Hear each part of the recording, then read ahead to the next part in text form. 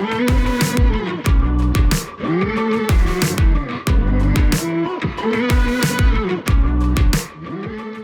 listening to the Decidedly podcast with Sanger Smith and Sean Smith.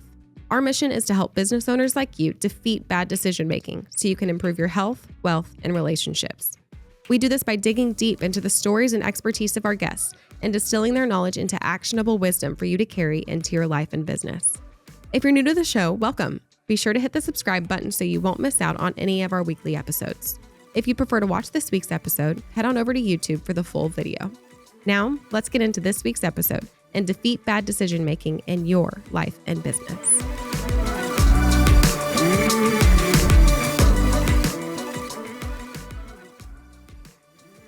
Tell me if you noticed this too. I was talking with some friends the other day, and they were talking about a guy that owns a lot of successful restaurants in town.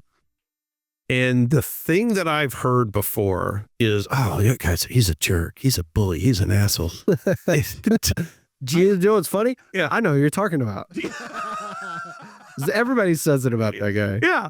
Well, but I'm wondering how much of that is true. And there's probably some grain of truth to it.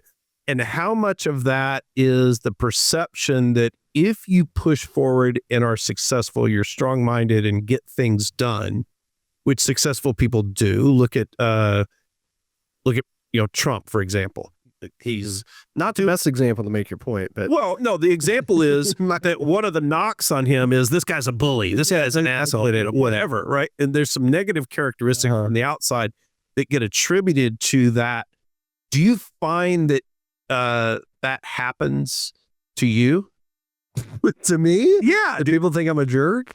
Yeah. Do you think that happens? Yeah. I mean, I'm not quite the level of success of Trump or the restaurateur you're talking about. Yeah. But yeah, I don't know. Very charitable comparison would be to line me up next to those guys. I think that for a lot of people, I think it's very difficult to achieve great success without taking anyone off. Yeah. Because there's going to be some people, there's going to be some people who are ticked off just by your success. Yes. Yeah.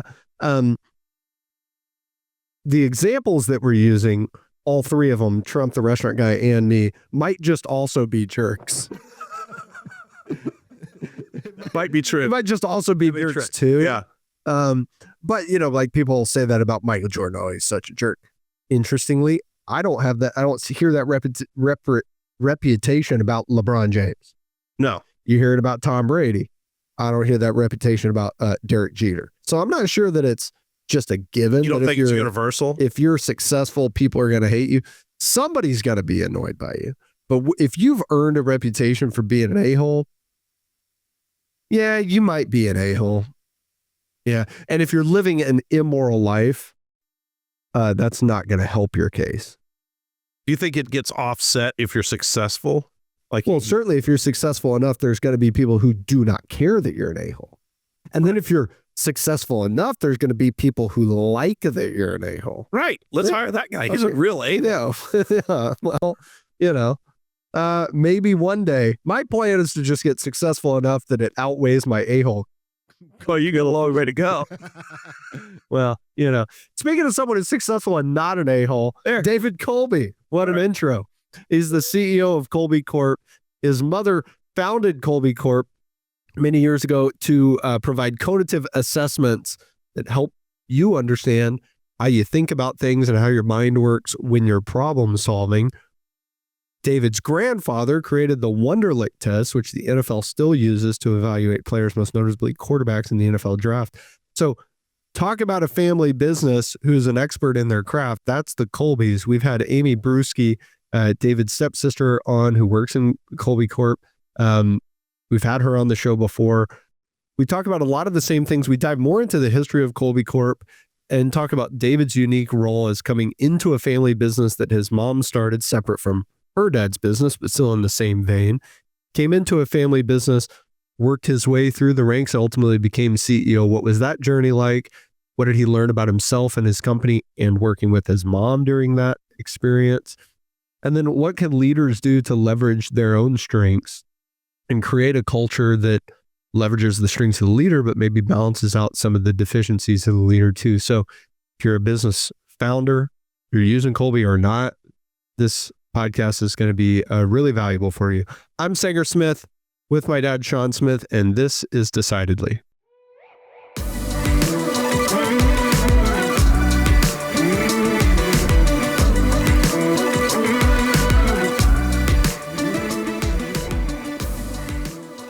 David, what is it like growing up with a mom who knows exactly how you think and how your brain works all the time?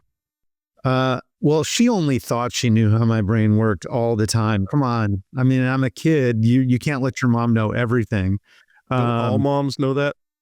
I think, yeah, all moms know everything. Yeah, right. Well, okay, they know pretty close to everything. I'll give you that. But no, it was a little, I mean, it was different. But she didn't really get into doing what we're doing now until I was in like early high school, is when she really started focusing on the part of the business that, looks inside you and knows your instinctive strengths.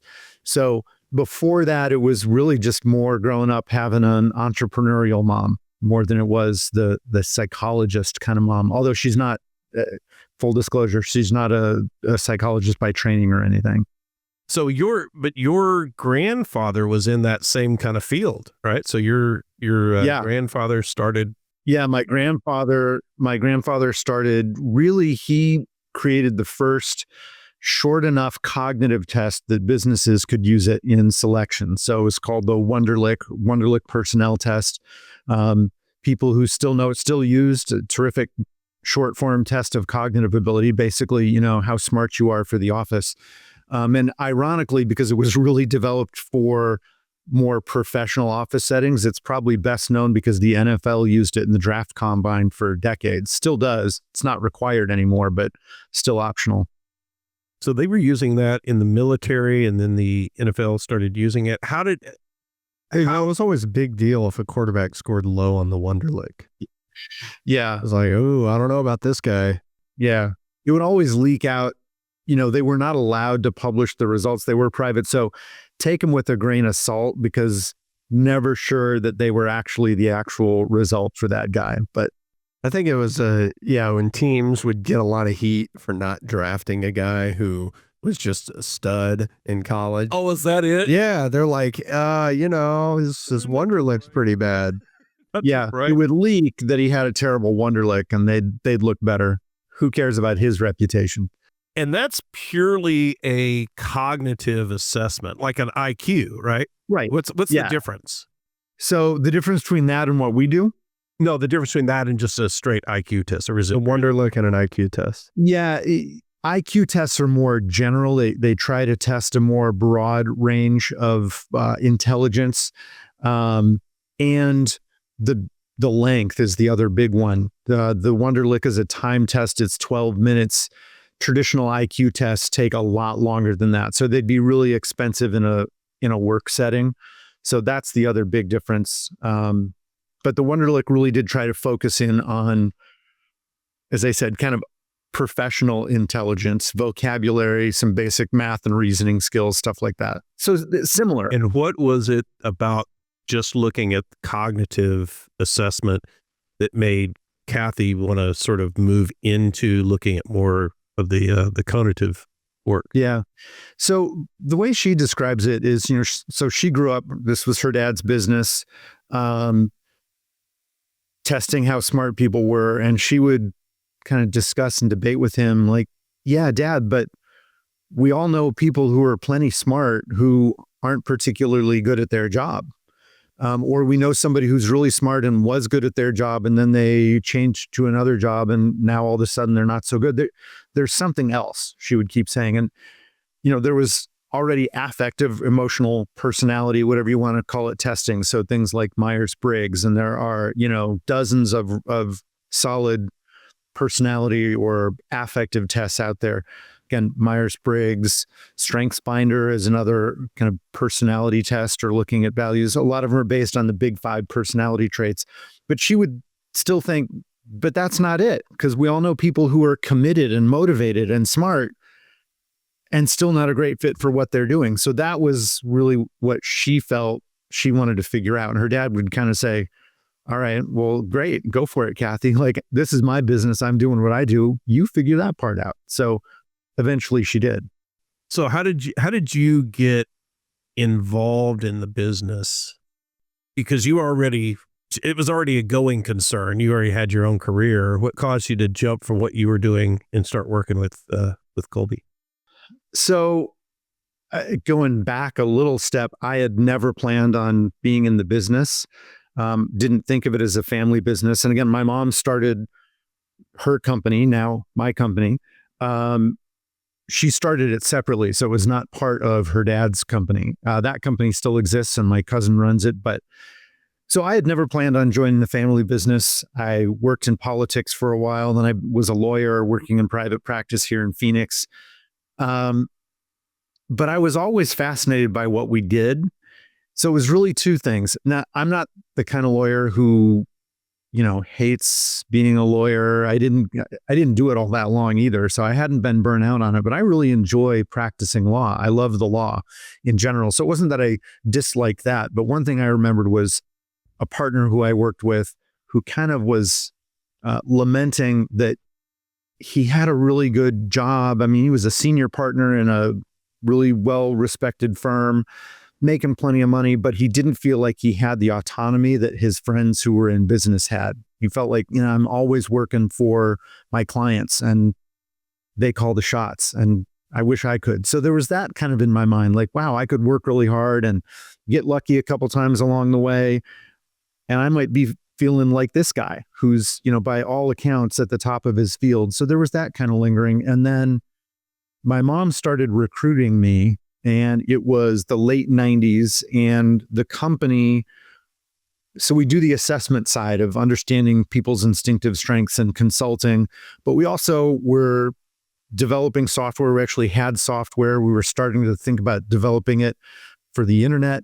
Hadn't deployed that yet, but the internet was just very buzzy at the time, and we had, our retail website. So I was thinking, not only if I stayed practicing law, it's kind of, I'm going to be doing that, and commercial litigation, land use, those were my two areas. And they were interesting, but very focused. I had the chance to jump over to this really interesting company that I knew all about because I grew up with it. And it was an internet company, both on the software side and kind of on the retail selling things to people side. So it was enticing. How was it coming into work with your mom? Like Sanger's had to experience that. I mean, it was very parallel because I founded a business. It was really successful. We were up and running. And then Sanger came in and was moved very quickly into a leadership position. Right. So how was that for you going through that? Yeah, I mean, parts of it were pretty smooth because I felt like I had a lot of the knowledge base so that I could do a lot of stuff. I started out as general counsel. So at the time, especially, we had a lot of intellectual property issues and work that we were dealing with. So that was the easy part. I think the harder part for me, and Sanger, I'd love to hear what you think about it too. It was learning how to react to my boss, who was my mom, and that was a two-way thing. She had to learn how to react to me. But, number one, well, look, I had not been running my own business. So it was fine for me to step in and understand, hey, well, there's my boss and my boss gets to make the decisions. And when I disagree, okay, well, I don't get to call the shots yet. But the issue was, and I wasn't that young. I'm trying to remember how old I was. I was 33 or something like that. But, you come in, and when your mom tells you, no, that's not what we're going to do, it's like, oh, come on. And that's not appropriate in the workplace. You can't have that attitude.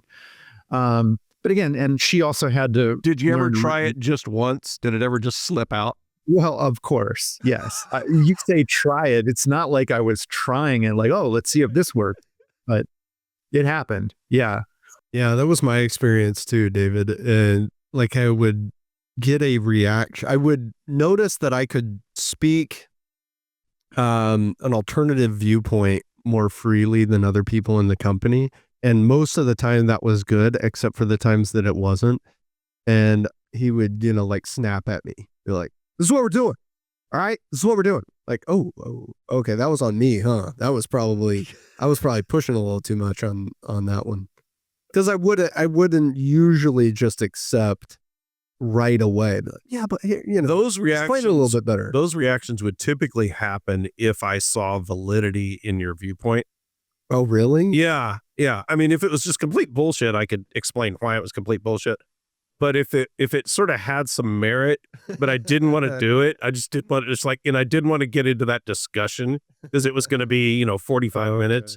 I was like, can we just shut this down? Can you just act like an employee for once and just like do what I want? And I don't want to hear that, why it's what you think is a good idea, even though it clearly probably was. Yeah, but what I love / hate, no, it's not the hate part. Now you guys can really easily identify that and say, I saw your body language, and I'm kind of like you, because my mom would do similar things. I just wish at the time she would have told me, yeah, that's a good idea, and that's why I'm going to react more strongly to it. But that's not, the communication, it took a while to get there. Maybe that's for both. Yeah, that would have been the worst thing for Sean to have told me at the time. Oh, really? He said, hey, listen, there's some times where you're going to have a good idea and I'm going to tell you no because it's a good idea and I just want to shut it down. But why? If it's a good idea, why are we doing it? Yeah, that would have just created more of a mess. Yeah, I remember us. One time we got into, I don't remember what it was, but we were yelling at each other down my office down at like one end of the hall, and Sanger was right across the hall from me, and everybody else is down at the other end of the complete office. And we were yelling at each other about something. It was probably not important, but just kind of going at it.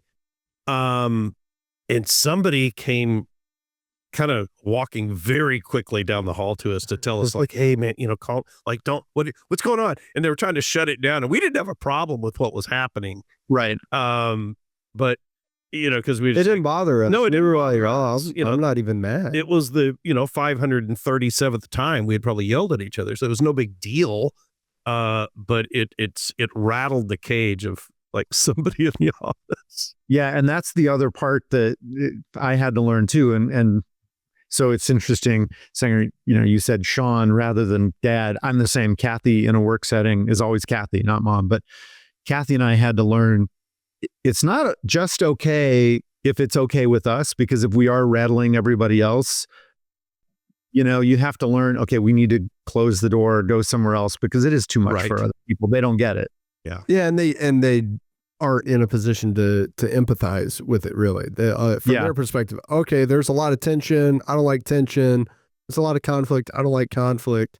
And they may seeing me or Sean react, harshly to each other, that they may think, oh my gosh, I don't want them to react to me that way.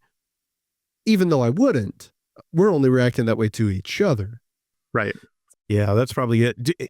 And we didn't know enough at the time. And I think that's probably the case with anybody who gets into business with a family member, is you don't know what you don't know. And so you don't know, like, what are the landmines that were likely to happen? Did you guys, because, you deal with, how people take action, did you sit down and go, okay, I tend to do this, you tend to do this. Here's where we're going to likely have some conflict. Here's where we'll overlap. Did you do that, or is that just fantasy land that, wouldn't happen? We did on the stuff that we do all the time with our clients. So, example of our language is Fact Finder is part of us, and it deals with how we gather and share information. And Kathy and I are on opposite ends of the spectrum. So I'm a detail person. I need time to research, get information, and then I share a lot. So if I'm recommending a decision, I will tell you all the reasons, here are the 7 and here are the facts behind it and blah, blah. And I will ask you to give me the same thing if you're making a decision. So, for instance, if she'd say, well, this is the direction we're going to go, for me, it'd be, well, why? Tell me why, tell me, well, and then I'd poke holes in the argument. And so we talked about that because that's what we do. And don't get me wrong, it didn't mean that it was always easy because we were aware of it. It would still pop up and frustrate one or the other, or sometimes both of us.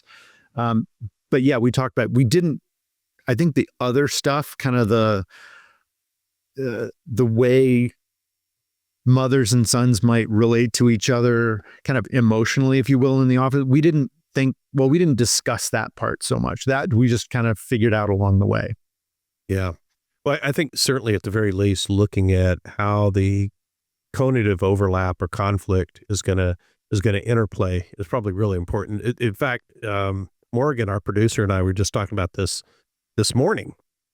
And so when we've been doing the podcast, I initiate follow through, and so does and Morgan, I think, is pretty high on follow through as well. And so we will tend to talk before we'll have a guest on and say, okay, what do we want to talk about? And let's talk about this. And she'll tell me some interesting things she's determined, and we'll kind of map out how we want to have that interaction go. And we'll sort of say, okay, let's take the storyline this way as we talk with this person. And it really helps us sort of think through, how can we have the most interesting discussion with this person? How can we add value to who's listening, that kind of thing.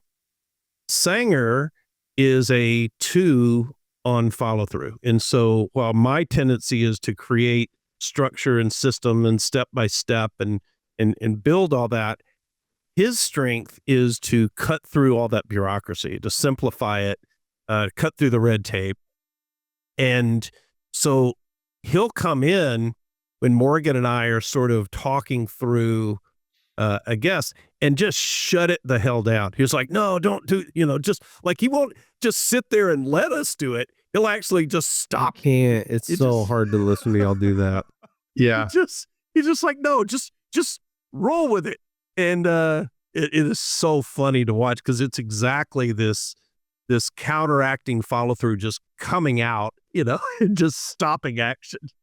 So are there ever times where you and Morgan kind of appreciate it? Like you realize, oh, we're going too far, we're overthinking this, and thank you for cutting it short? In fact, when we first started doing the podcast, because I and sort of high on follow through, I would have questions. I don't do it now. I would have questions sort of lined out. I said, here are the 7 questions I would ask this person. Way more than 7. It was a lot. It was so many. And I would have an iPad where I'd have them all written down, and it was on the desk. And that was my natural instinct for how I was going to have this action. And it wasn't Sanger's. And so, but Morgan was encouraging of it, because Morgan sort of thought the same way, and she'd have questions she would send me, and we this big long list of questions, and it wasn't good. Like, and I admit now, it wasn't great. It wasn't a great way to have a conversation with somebody, because it turned into a sort of inauthentic communication. And Sanger just shut that down. He's like, no, don't do that, and just simplify. Just have a conversation like you're talking with somebody over a cup of coffee. And so against it helped, because I pitched it. So to your point, yeah, there were times we appreciate it, because we saw that was a better way to go. So it was helpful. So there you go. There's a little brownie point. Look at that. I'll pat myself on the back for that one. Do that. Well, David, what systems in Kolbe Corp did you change that represented that kind of different contrast in how you align in your initiate action versus your mom's? Yeah, I think the biggest overall one, it's not specific systems, probably because I'm not the systems planning guy. Like, it sounds like you are, Sean. I'm like Sanger, I'm a 2 and follow through. But for me, I'm kind of a strategic thinker. And Kathy was much more driven by the theories and the concept and, the products and services and conceptual stuff that she wanted to create. And my biggest role was to come in and say, okay, that is amazing. So we're way ahead of most companies because we have this product generation engine and we can get stuff out that's valuable to people.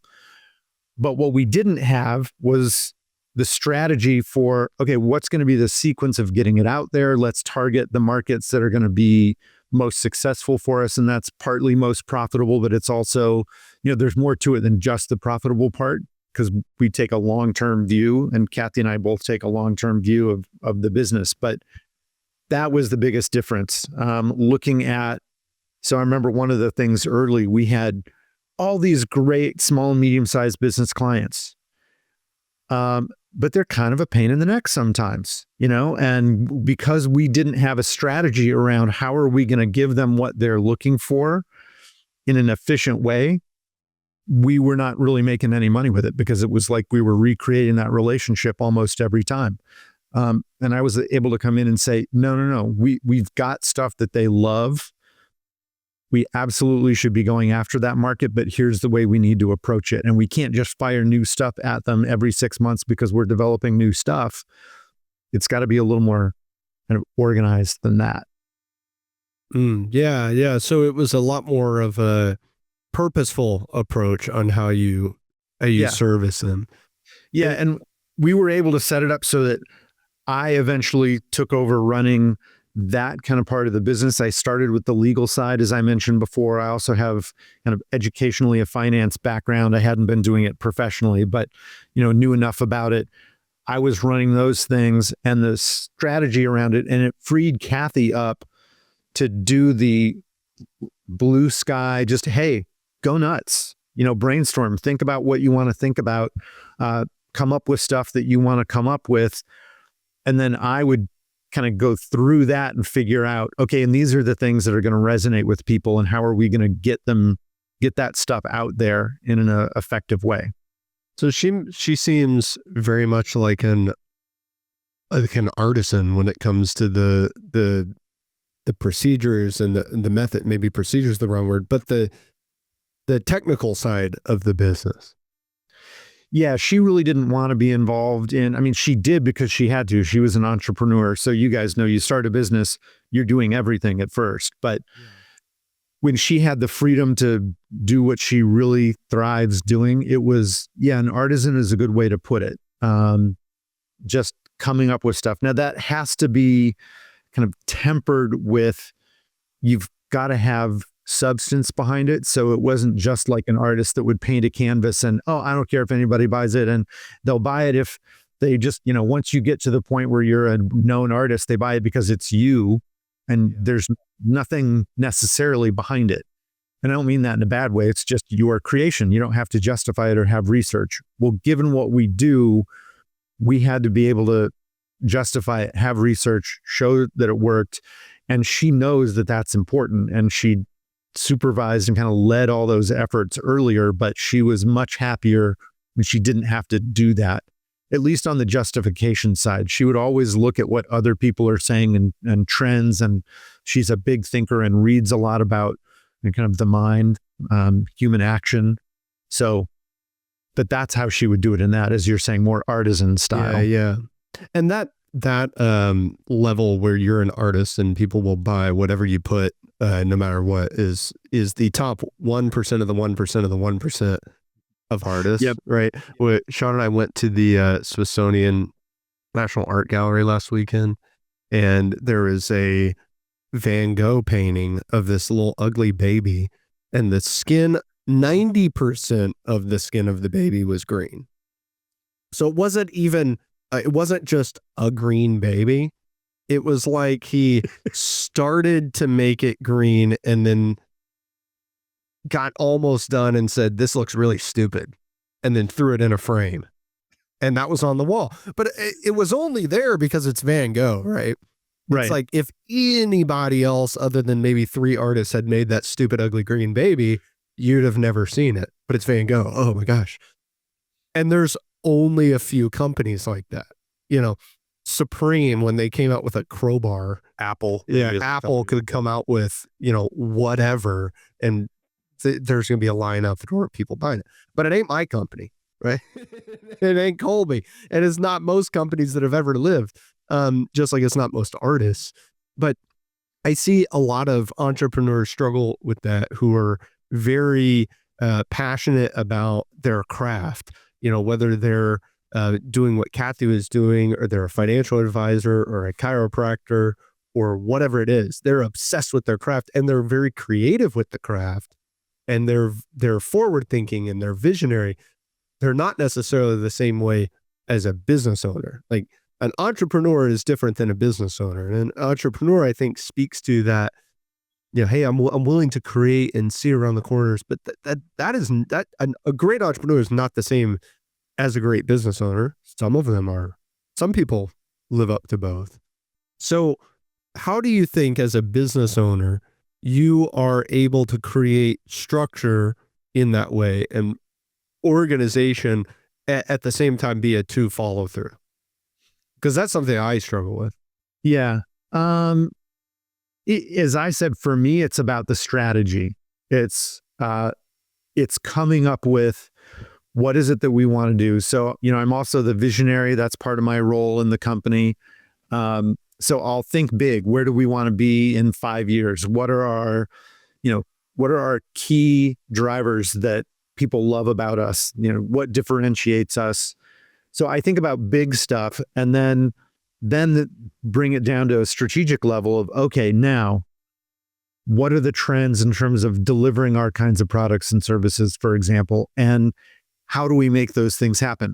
I stop short myself at that kind of plan level. I am not a great project manager. I do not put together the plan, the 12-step kind of stuff. It's more, okay, here's the big vision.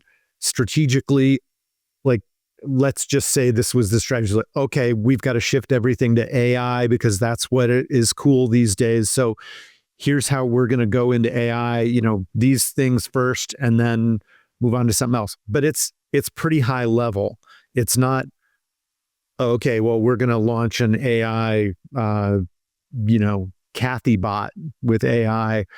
Here's the plan and the sequence. I don't put a Gantt chart together and the timing and the calendar. So that's what I do. And then the other part that I do is get the people who do those plans and work closely with them, because you have to communicate. If I've got this big vision, but I don't tell them anything more than that, they're going to have a hard time coming up with a plan because they don't really know what I'm shooting for. So what was the point you talked about how your mom recruited you? What was the point where either you or her both recognized that this is the role that you could be in versus just being on the team? Yeah. I think she had that idea before she recruited me. She didn't just recruit me to do the legal stuff and then that was that. I didn't come in thinking I'm going to be doing this in 25 years, which I've now been here longer than 25 years. So I wasn't thinking about, I'm going to take over and be CEO of the company. That probably happened, I don't know exactly how many years in, but maybe 5 or 6 years in, realizing, wow, she is great. She does things that I just don't do, but I'm probably better at running the business than she is. And by the way, she'll say that. I'm not talking behind her back or anything. She said it at the time and she says now, and she really appreciates that I took those things over because it did give her the freedom to do the stuff that she thrives on and loves doing. So, for me, it wasn't let me tell you this one story where I walked in this one day and that's the day I knew. It's not that kind of out of the blue thing for me. It was more of a process of learning little things along the way.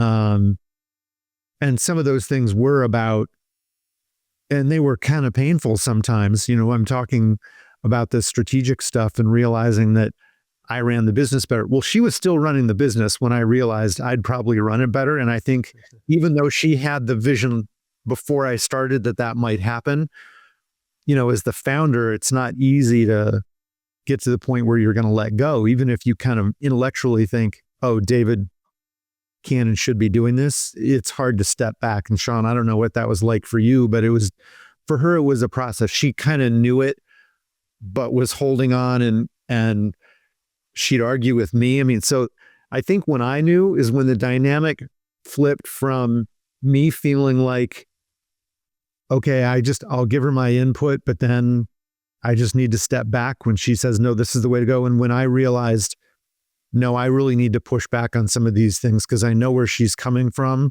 but that's not what the company should be doing. Again, on the stuff that she wasn't really in charge of. When that happened is when I knew, okay, I should really be running it.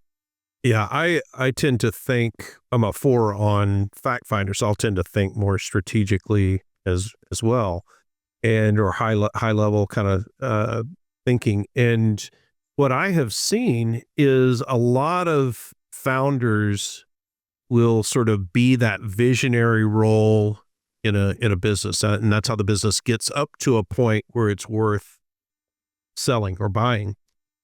But there are times when a person will acquire a business, but they tend to be a more detail-oriented person, maybe initiating fact finder. And perhaps the visionary role is not their strength. Innovation, leaning into uncertainty maybe is not their strength. How do you navigate through that if you're a business owner who recognizes, hey, maybe being a visionary isn't my strength, or you're at that company and you recognize the person who just bought it isn't their strength? What do you do in a situation like that? To me, the trickiest part of that is ego. You can recognize it, but if your ego is saying, yeah, but I'm the business owner / founder, whatever basket of things, you think, well, I should be the visionary because that's what's cool. That's what is talked about, the huge ideas and monumental shifts and changing the industry. But if you're not that person, do you have the self-confidence really to be able to say, I don't need to fulfill that role because it's not me. I'm great, let's say, at running the nuts and bolts of the business, and somebody else can do the vision part, the coming up with ideas, and it's not a threat. And so some of it is having the ego, the self-confidence, the assurance that, hey, you're still valuable. And some of it is also realizing that there's so much value in the person who isn't necessarily out front. So you can be a business owner, as you're describing it, who is absolutely genius at making a company run. Not many people can do that. And it's such a huge value to any business, big or small, frankly, that some people, it's like, yeah, let the other person be out front, get the accolades for being the visionary innovator. You might still be more valuable to the company because you're actually running it, making a profit, keeping it going. And, I wish culturally we would give the recognition to those people that the out front innovator visionaries get, frankly, because they're just as important. Yeah, they get like less than 50% of the recognition. They don't get anywhere close to as much. And some of that, I think, is the personality of people who tend to find themselves in that role. Is a lot of them are kind of happy to not have the attention. Absolutely. Yeah. I think so my son is a musician, but he's a songwriter, producer. He's not a singer. So when he collaborates, he's not the guy out front, and he much prefers it that way. He's said, like, yeah, I don't want the job that, some of his friends and collaborators have, because they've got to be out on social media. It's, especially these days, it's a very public role, and that's not him. He just wants to post on Instagram or TikTok for his few friends. He doesn't want to think about his image. And yeah, so I think you're right. A lot of people do seek that out. Have you seen situations where the majority owner who recognizes they're not the visionary role is sort of not what their strength is, hand that visionary role off to other people or consultants or non-majority owners? Have you seen them navigate successfully through that? Yeah, absolutely. I don't see it much with consultants. Like, I see them try that because consultants try to convince you that, hey, let the consultant be the visionary. What I've seen, though, with those entrepreneurs is the consultants don't live and breathe it as much. And I think that to be great at that visionary role, you need to be inside the business. So I think most common what I see is partnerships that start out where you have that separation from the get-go. So it's more than one person starting and owning the business. But then if it is one person who starts it, who's kind of not the visionary, I think it tends to come more from inside the company if they're going to do it without selling. A lot of times what happens, though, is they end up selling the business to somebody who's more the visionary in an industry. So it could be something as simple as, I'm the great plumber. I started working in somebody else's plumbing company. I went out on my own, had my own truck. Then it was 2 or 3 trucks. But that's the kind of, like, we provide amazing service. We are fair to our clients. We bill them on time. We make a profit, but they aren't visionary in terms of, how am I going to grow this to huge scale? They never wanted to, maybe. So a lot of times those people, either they have somebody inside the company, and it might be a family member, it might be somebody else who has that vision, and the owner or founder can say, okay, great. Well, I've got to figure out my role. What am I still doing? And sometimes they step back, or a lot of times they sell to somebody else. Hey, I built something of terrific value, and I love the way you put it. It's now worth buying.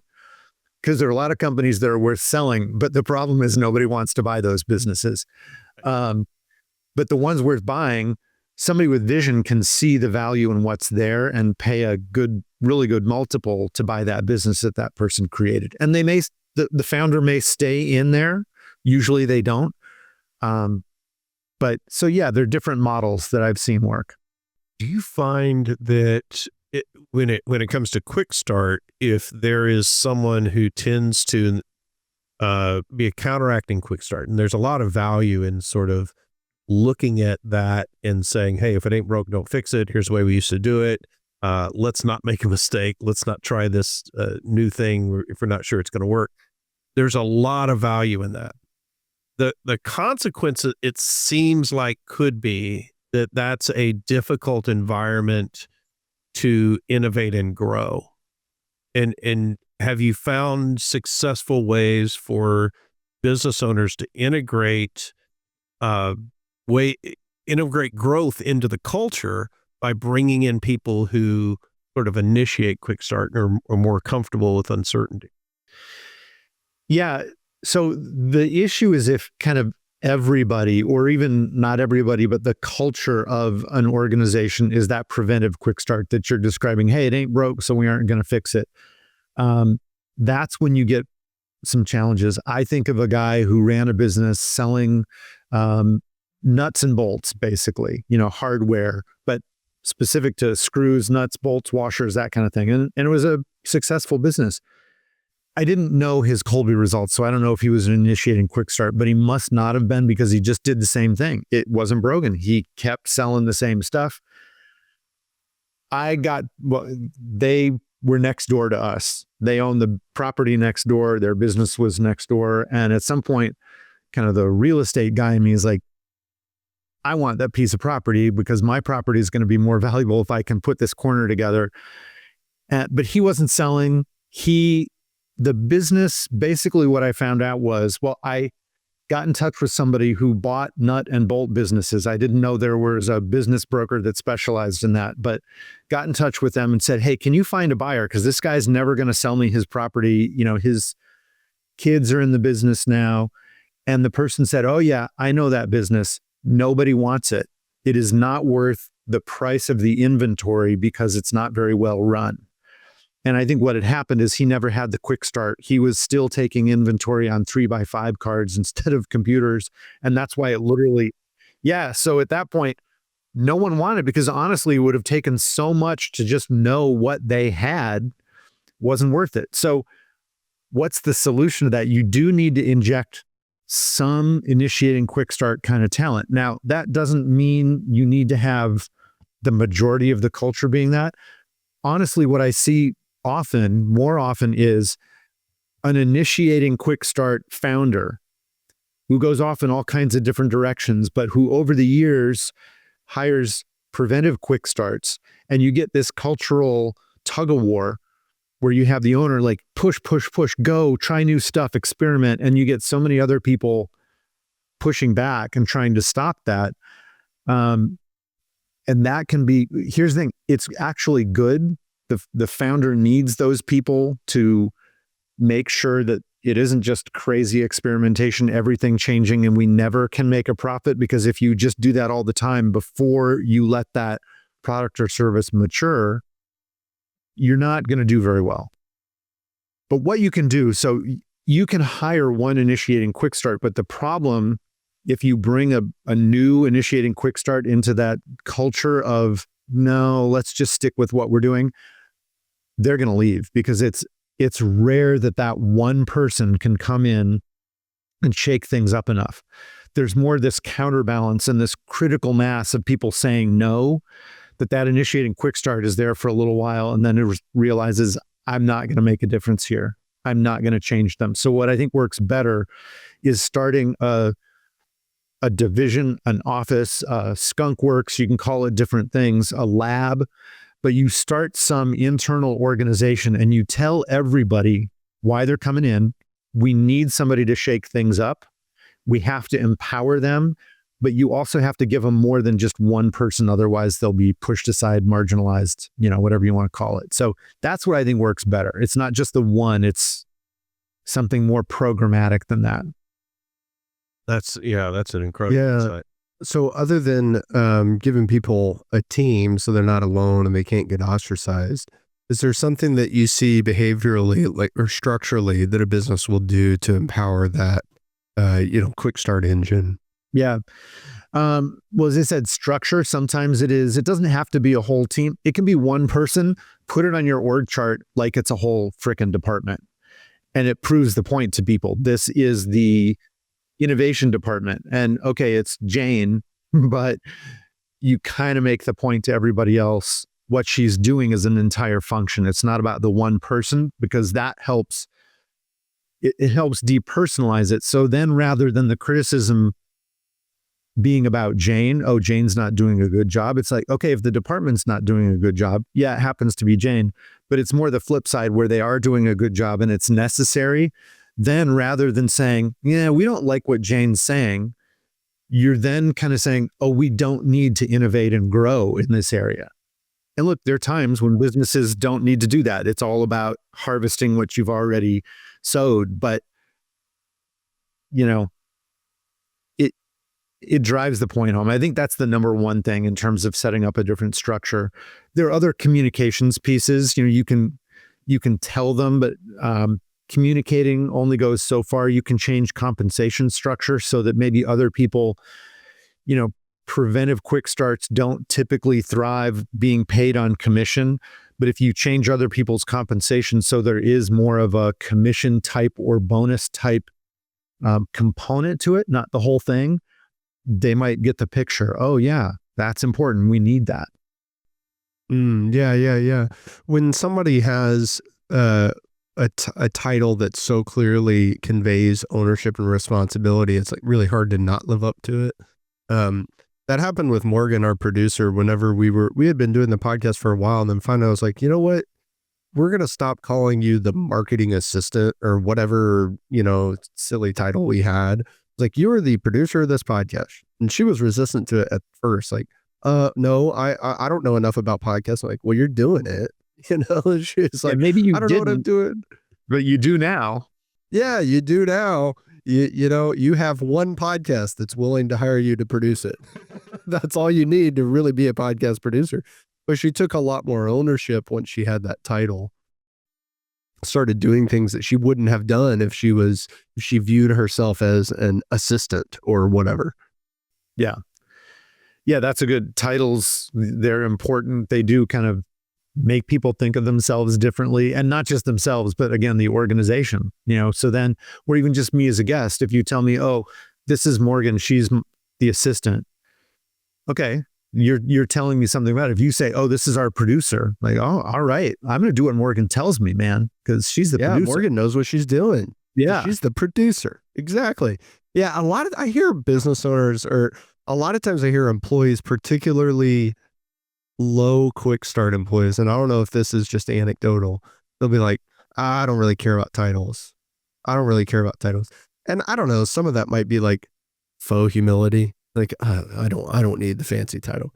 And it's not that I understand if what they attempt to mean is I do not need, for my own ego, status and achievement conveyed through the title of my job. Yeah. But if what they mean is whatever you call my job doesn't matter, that's not true. it needs to be accurate. It needs to be precise. That title might be for everybody else on the team and Yes. that person. Exactly. Yeah, no, this is reminding me of when we were talking before about you two can kind of go at each other and have a pretty confrontational style, but the other people might be freaked out. Same thing with titles. Yeah, like, okay, great. You have a low ego need to be executive vice president or whatever title, but other people, it actually helps them to understand your role. So again, like me coming in to being a guest on the podcast, you tell me Morgan is the producer. Great. That conveys information to me and helps me understand her role and what I can count on her for. I've seen it go the other way too. I've seen organizations that will overtitle somebody. Oh yeah, that's not good either. Yeah, they'll call somebody, a financial advisor, and they're not. They're no advice to anybody. Yeah, they've never advised anyone. No. Yeah, it's got to accurately portray that job. And people won't trust you if you say, oh, this is our financial advisor, and they don't know anything. Basically, what you're telling them is, oh, we don't have high standards for those people because look who we gave the title to. Well, you actually are conveying information. And here's the thing. It probably does reflect on other ways you run the business. And by the way, this is different than, we consider ourselves a low hierarchy company. We have job titles, and it is important for, sometimes ego, sometimes communication of those roles, but we try to minimize them even though we have them. But you can do that in other ways, like, the way you act toward other people.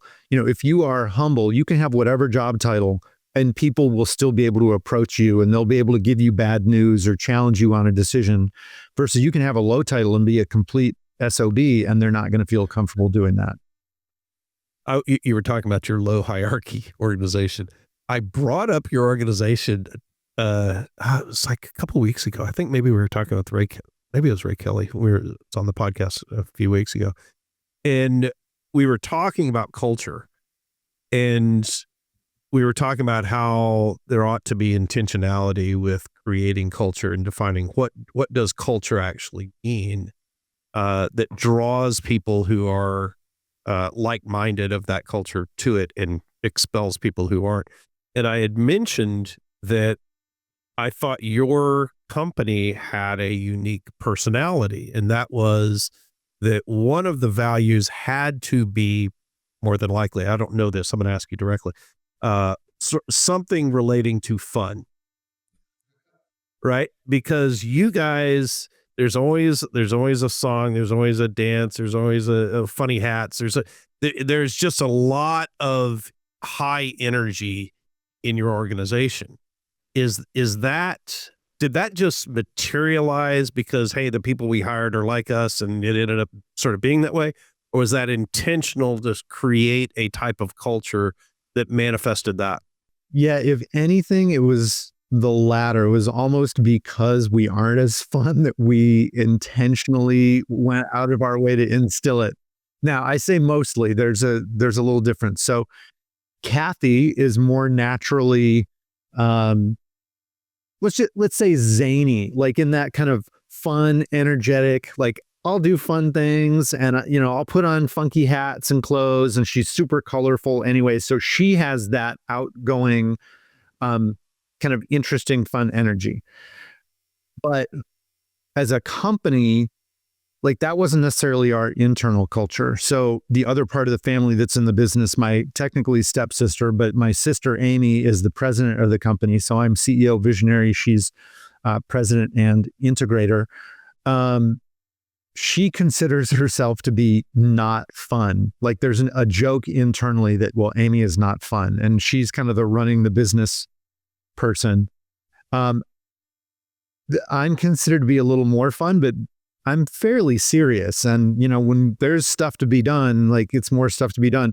But because we realized that we are not naturally those people, we've actually gone out of our way because we know it's important. People don't want to come to work and just be like, oh, work, work, work. So yeah, we have the Culture Club. Well, that's our team's channel. We have Culture Club to kind of inject that. We have a culture committee. And it's very much about making it more fun. So yes, it's important. So I tried to do that. I'm similar to you, David, probably. I'm not considered fun. I think by people who, what? I think I'm fun, but are you sure, really? So I would, but to play on that, because I felt like people perceived me as not fun. I decided every quarter in my business, we were going to have a day of fun, and we were going to go out and, bowling, or we were going to, have a party. We were going to do something outside the office and, go axe throwing or whatever we were going to do. But I called it the mandatory fun day. And it was mandatory fun day because I thought that was funny because it was a play. That is funny. It is funny. Yeah. That's funny. It was mandatory fun day. But we hired this guy, and it was his first mandatory fun day.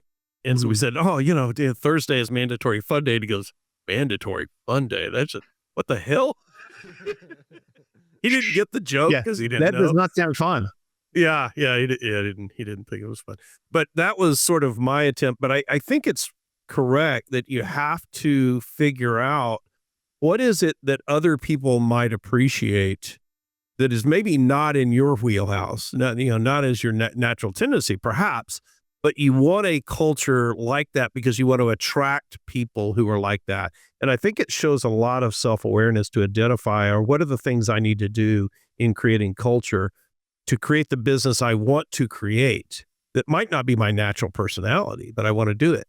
And for me and Amy, it was less about, we want to create a fun culture. And I'll kind of put that in quotes. It was about, we really do want to create a caring culture where coworkers know each other well. They care about each other. They will do things. And, what we know, not just we, but kind of the world knows, if you have those bonds where you have time with other people that's less structured. So, the mandatory fun kind of events, you get to know people in a different way throwing an axe than you would if you're just, reading a report.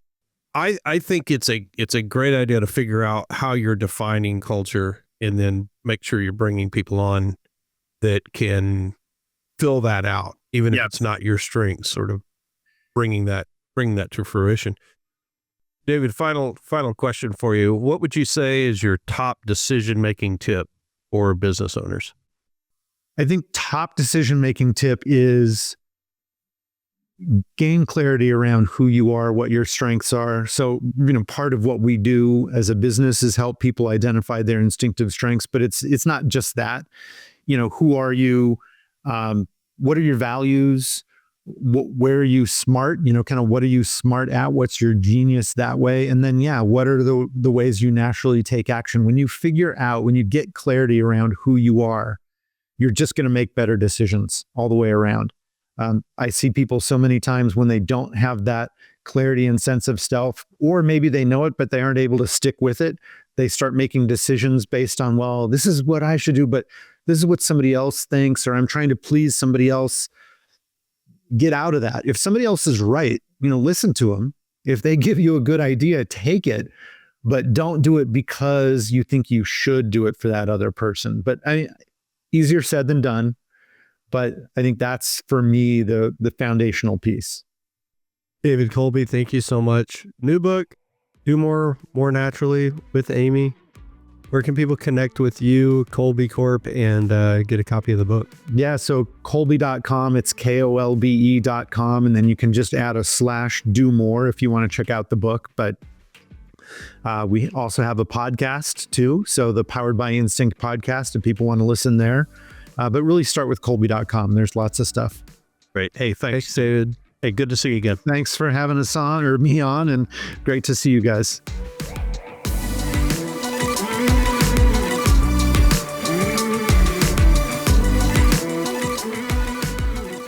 My takeaway from talking with David, particularly true when you bring family members into the business, is knowing two things about how you act. And that's your cognitive strength. And so one is, how do you tend to take action, but also how do you tend to slow action down? And I think that's the one people miss, is if you have strengths, but those strengths tend to stop things. Now, sometimes that's good if you tend to be a gatekeeper on customs and say, hey, let's don't do this unless we know it works, or if it ain't broke, don't fix it. That has value. But if you know that tends to stop things from happening, find systems to facilitate that. Bring in people who can be complements to your strength. Bring in people that create the business that you want to build. So just knowing how you react and knowing how the people that you're going to align yourself with act, so that works better. My big takeaway, I love the history. Like I had no idea his grandfather created the Wonderlic Test. So maybe even more confident, I guess, in the results of Kolbe. We've been using it for a long time. And so now I even more so, I'm like, yeah, of course this is awesome and we should keep using it. But I would say one of the big things I'll carry forward is creating that kind of quick start department, that innovation department, even if it's only one person. That's not a struggle that I have individually. I'm pretty high quick start, but there are other departments that I probably need to, maybe the slow shit down department. I don't know. The opposite of innovation department. You just made a great decision to listen to this episode of Decidedly. Make another great decision by subscribing to the show and leaving us a review wherever you're listening.